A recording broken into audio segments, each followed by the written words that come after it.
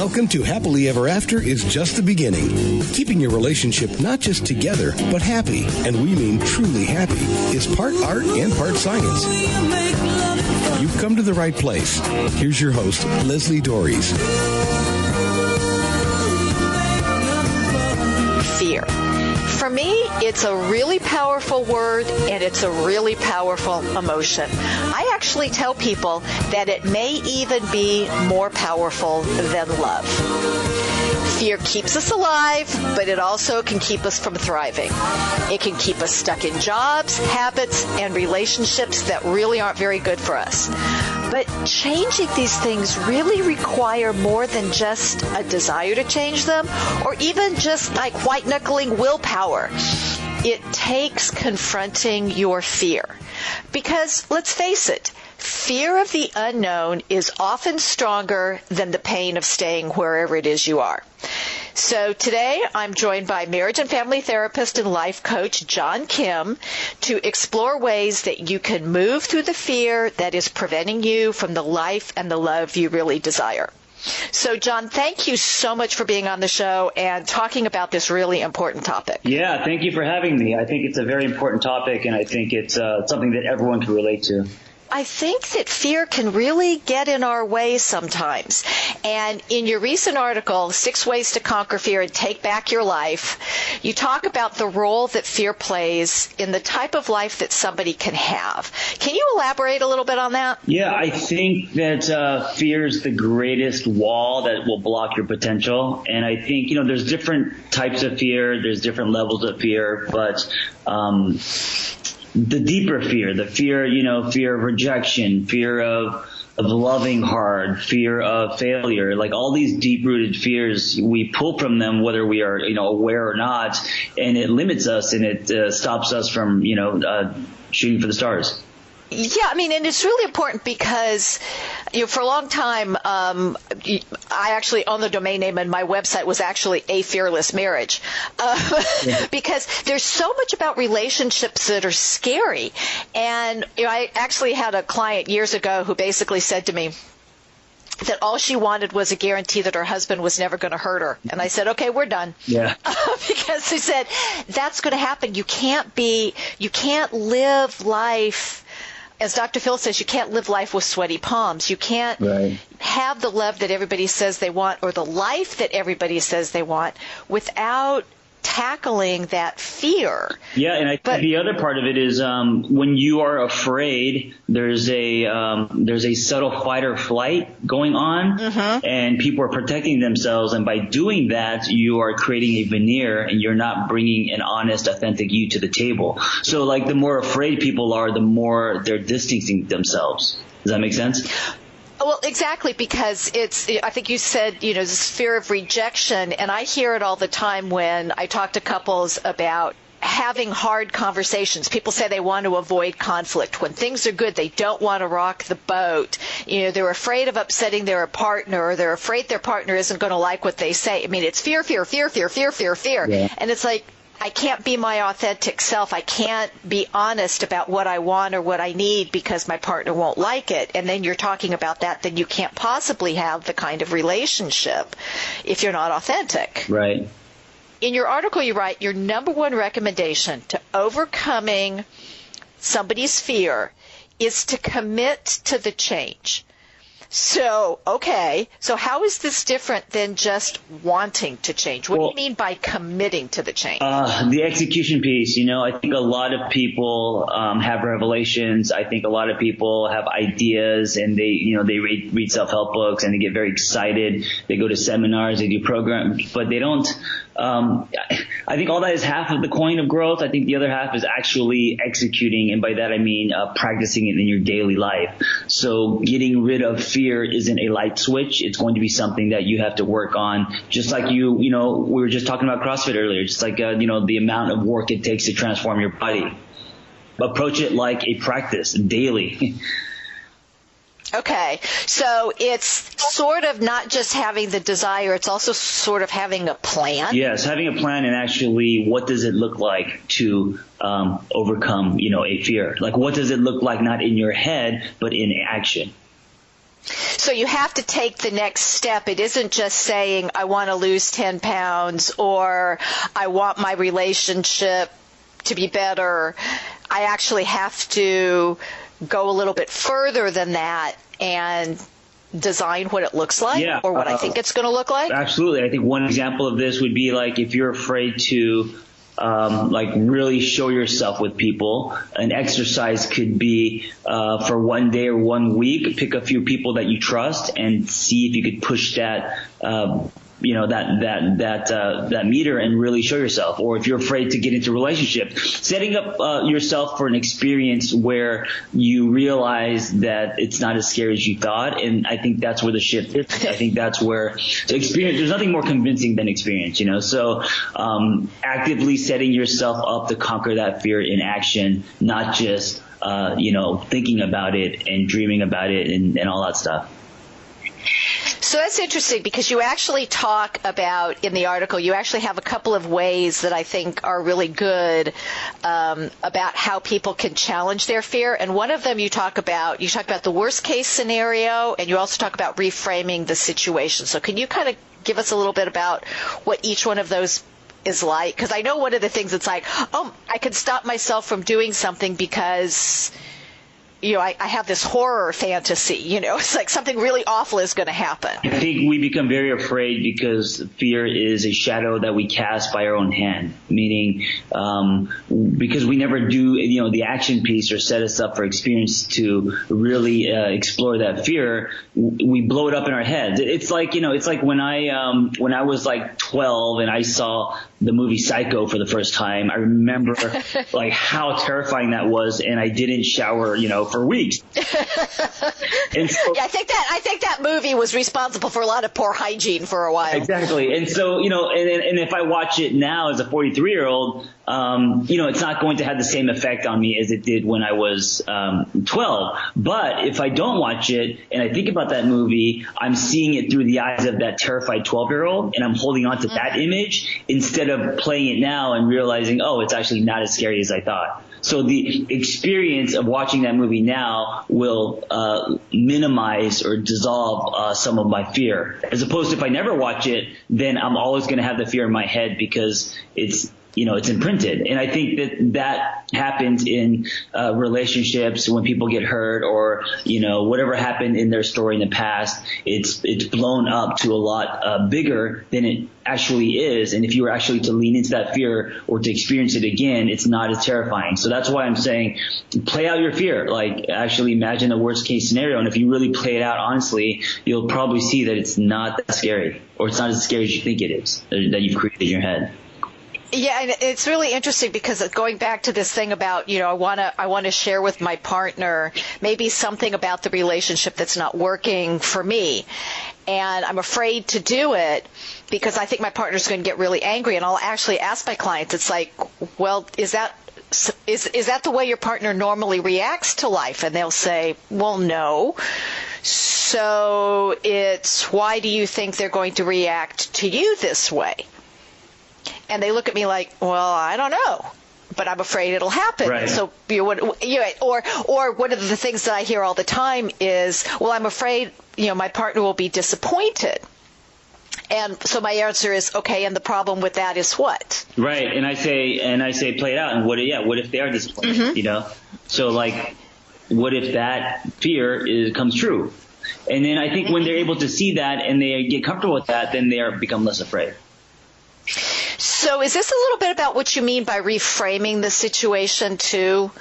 Is it kind of try to put, because one of the things that I talk about with people is if you learn something, it's never a waste of time. Right. Because people talk about, well, that relationship didn't work out, or I'm afraid to get involved. It's like, but it's what did you learn? Did you learn something that you can take into the next situation? Because then it wasn't a waste of time. Then it wasn't something that you shouldn't have done. Is that sort of what you're talking about? Yeah, I think by reframing it, you could use you could leverage it so you're more leaning into it. So, for example, if you know that whatever you're afraid of, like on the other side of fear, what is that saying? On the other side of fear is everything you want. I like that. Yeah. If you frame it in a way where there's a dangling carrot, there's something on the other side of the fear that is going to be rewarding. I think fear and resistance is the richest soil for growth. And I think that you have to be careful about it in protecting yourself and how much you want to lean into it. But I think that exploring that and being very curious about that is where you're going to live more at your potential. So if you reframe it in that way, then you can get to a place where you actually kind of get excited about running toward your fears instead of away. If you see it as an opportunity for growth. Well, and I kind of like to tie it back to what we were talking about before about the commitment, because I do know that if people, because a lot of times people will react out of fear about where they are. It's the proverbial out of the frying pan into the fire. I don't like where I am, so I'm just going to take, I'm just going to take off running. It's the horror movies where every time you watch a horror movie, it's like, why are those people going into the basement? Don't they know they're not supposed to go into the basement? Right. But they're just running out of fear, and it's because they don't have a destination that people get away from the immediate pain that they're trying to avoid, but then the pain of the unknown gets to be too much, or the fear of the unknown gets to be too much, and they talk themselves into, oh, that wasn't so bad, and then they go back into the old way, right? Yeah, I think also part of it is just knee-jerk. Part of it is patterns and what we're used to, which is instead of leaning into things, reacting. So if we're afraid of something, just instantly going the other way. Well, and I think that really is, when I talk about fear being a survival tool, because if, the fight, flee, or freeze mechanism when we're afraid, that's a survival thing. Right. But again, like you said, I'm running into the basement to escape the bad guy, and then of course I'm going to get trapped. Yeah, right. Like, because I didn't think, don't go into the basement. That's not where you're supposed to go. And again, I think a lot of people have the idea that fear is bad, but I'm not sure we can be alive without it. Yeah, of course. I mean, I think that it's definitely a radar for us to protect ourselves, but I think that what it was designed for back when we were, the wrestling tigers and stuff, now because we're able to be afraid just with our thoughts. Like, we don't have to be in front of a tiger to be afraid. We could just think of something and be afraid. And I think that's what keeps people stuck. I think that's kind of the double-edged sword of fear, is that now it's not protecting us, it's actually preventing us from maneuvering at our potential. Absolutely. This is Happily Ever After is just the beginning on webtalkradio.net. I'm Leslie Dories, and I'm talking with fellow marriage and family therapist and coach John Kim about how to achieve your life's desires by dealing with your fears. And if one of the things that is keeping you from a fantastic relationship is fear of upsetting your partner or being abandoned or even just being your authentic self, then I invite you to have a conversation with me and take advantage of my free, no obligation relationship breakthrough strategy session. You can reach me at Leslie@foundationscoachingnc.com. That's Lesli at foundationscoaching, N as in Nancy, C as in Charlie.com. Or you can give me a call at 919-924-0463. And what we can do is take a look at what you're afraid of and find a way to really commit to what you want. So, getting back to this conversation with John Kim about fear, you make a really interesting suggestion in your article that people name their fear. Now, what do you mean by that, and why is it important? I think that if we give our fear a name, what it does is it almost we can recognize it. It's not this big monster, but we can identify it, and it's almost humanizing the fear.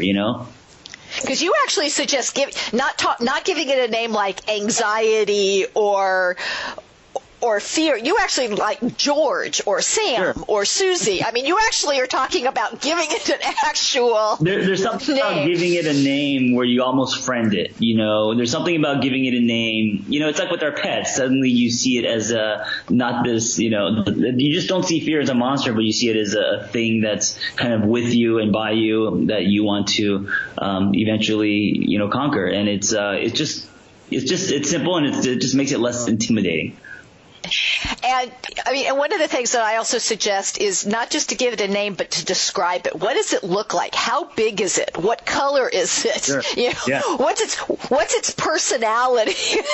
Because then I think you can find some interesting ways to work through that. Yeah, absolutely. And so what are some of the things that can help people first off identify their fear? Because I think that can be a really challenging situation in and of itself. For sure. I think that it all starts with being aware. Let's give your listeners a plan. I think the first step is to make a list of what you're afraid of.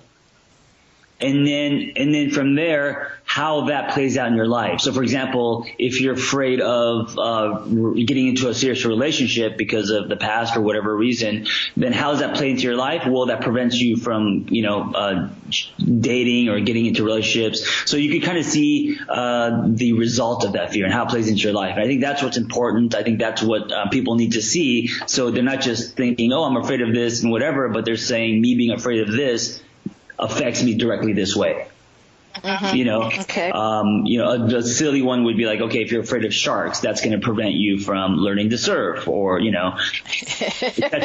then you prioritize them and you say, okay, these are the fears that I need to change because they're preventing me from things that I really want,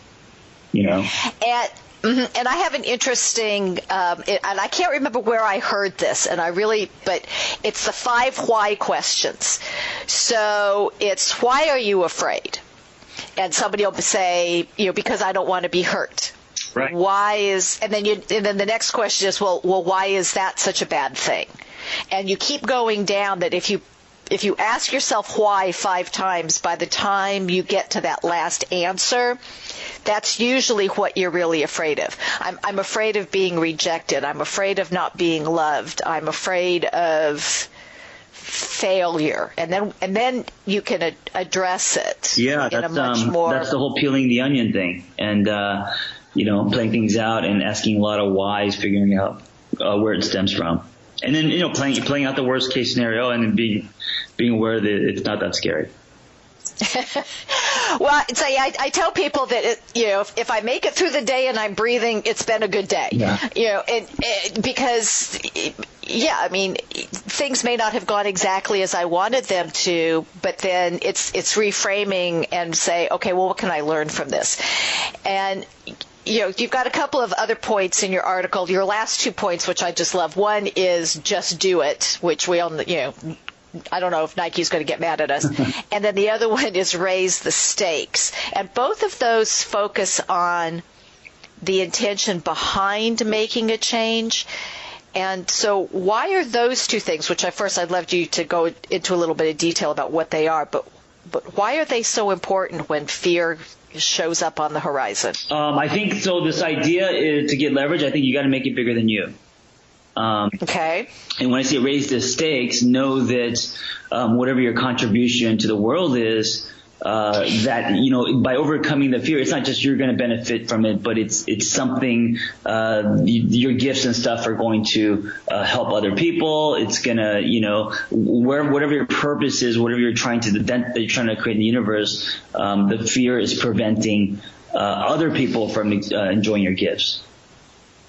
So that's a little bit like I think it's Marianne Williamson, the who are you not to step into, it's because it's the who am I to do this, and her response is, well, who are you not to share your gifts with the world? And so what you're saying is that fear, and I agree, that fear keeps us either playing small or playing safe, it prevents us from having those wonderful experiences that we can share with other people. Yeah, and I think that when we do something for other people, or we always get more strength in that than doing it for ourselves.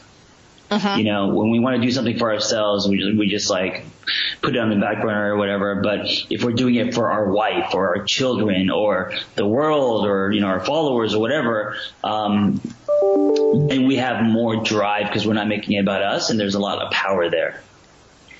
And it's amazing how much fear takes away from our power. Yeah, absolutely. I think fear is the biggest thing that can take your power away the quickest. So talk a little bit about the just do it, because it's really funny. A friend of mine, for me, it wasn't fear. Well, maybe it is fear about showing who I was. My dance teacher just gave me the towel that said just do it, because she's like, stop being afraid. What's the worst that's going to happen? You fall on your butt. Okay, which, by the way, I actually did in a performance once. So it's like, okay. And the world still kept revolving. It's, a lot of people are so afraid of stuff, and my response is, well, has this ever happened before? Well, yeah. And I said, and the world continued, right? And they'd look at me like, well, yeah. I said, so what are you afraid of? So is that really what's kind of behind the just do it? Yeah. And also because, people talk and they think and they do a lot of window shopping when it comes to self-help and what they want to change. And that could become a pattern where you're just digesting information and you're learning and reading books and all this, but you actually have to do it. You actually have to, and I think a lot of people think that they're growing because they consume a lot of books or self-help books or read audiobooks or listen to audiobooks and all that, but they don't do any of the work. And at some point, you have to do it. You have to get off the paper and incorporate it into your life, or all you are just thinking about is ideas. Right. I mean, and although that's a good first step, is to get some ideas, but then it's also putting a plan into place, because what's the I think it's the Thomas Edison quote, if you do the same, no, it's Einstein, doing the same thing over and over again and expecting a different result is insanity. So it's like if I just keep reading about all this stuff, but I actually don't have a plan to make it better, then I'm going to end up in the same place. Yeah. And I think this is really important. And one of the things that I think people get really paralyzed around is they're thinking, well, can I make a difference in my relationship if I'm the only one doing something different? You want to weigh in on that? Yeah, you can, absolutely. And I think that's where ego comes in, and they're like, well, it's not fair. I'm not going to change if they don't change, or he doesn't change. And here's the thing. One, you're changing not for anyone but for you, hopefully. And two, you can't change someone, but you could change the dynamic of the relationship by changing yourself. And that's a critical thing, because I get that all the time. It's like, well, why do I have to do this? And my response is, you don't. But if you're the one who wants something different, then you've got the power to make it happen. And people say, well, but then what if my partner doesn't follow along? I said, well, if you actually change what you're doing, and I use this with people who fight and argue, and I basically tell people, you cannot have a fight by yourself. You have to have a willing partner. Yeah. Now, you can be angry by yourself, you can be hurt by yourself, you can do all these other things by yourself. So if you stop fighting with your partner, they cannot fight with you. Right. And I my husband is the one who actually taught me this, because there was one day he literally just stopped fighting with me, and it was like, dang it works. Yeah. Yeah. And so people don't understand that there are actions that you can take to make your relationship better. And yeah, they're a little scary because you don't necessarily know how your partner's going to react.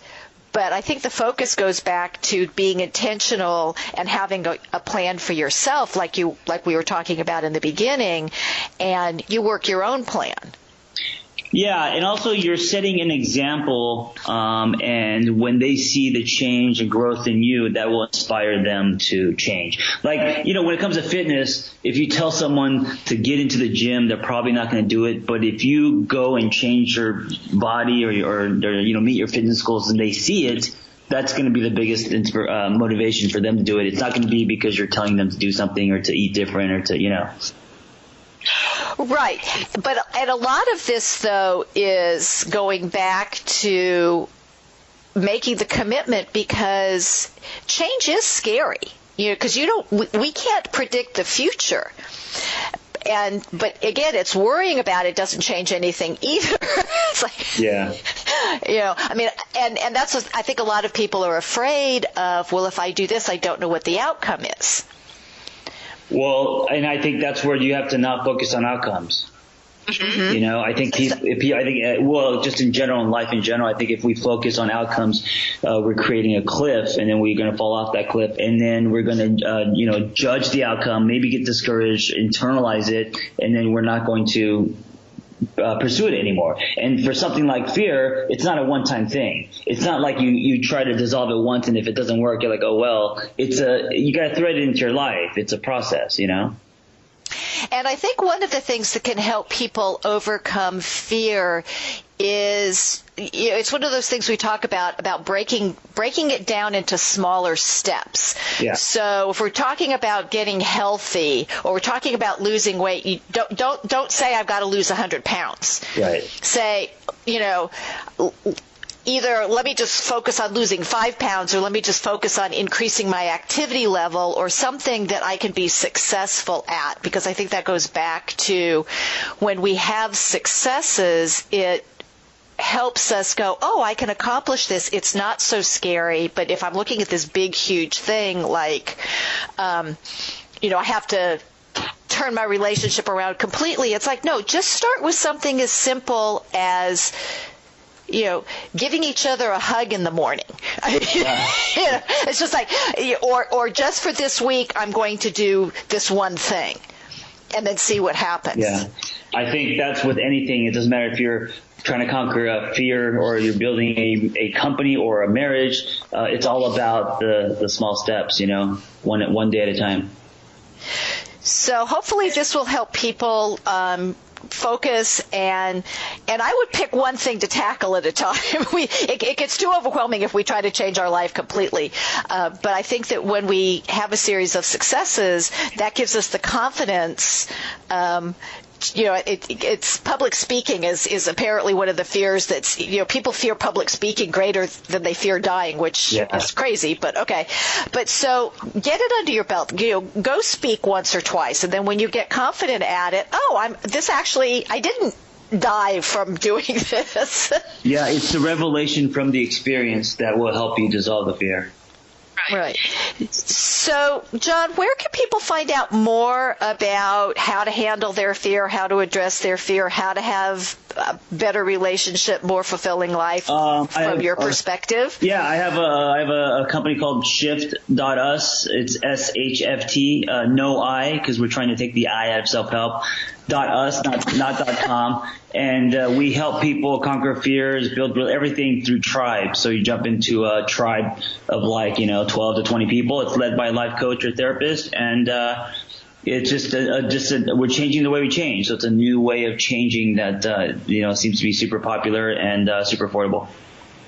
And I love that, because I have discovered over the past several years that when you've got a group of people working together, we all go to bat for each other, and you don't feel alone. And when you're having those moments of, I don't know what to do, there's always somebody there to back you up. Yeah, it's kind of, when we're just talking about CrossFit again, it's like the power of community and people changing through micro tribes. Absolutely. So, there's an expression that fear is false evidence appearing real. And most of what we fear actually never happens, but we never learn that because fear stops us. Right. This is true in all aspects of life, including your relationship. And for years, I've talked about taking the fear out of love and marriage. And hopefully you've picked up some pointers today on how to be more fearless in your life. And remember, you do not have to do it alone. You can keep listening to this show and keep learning on how to have a great life. And until next week, stay loving.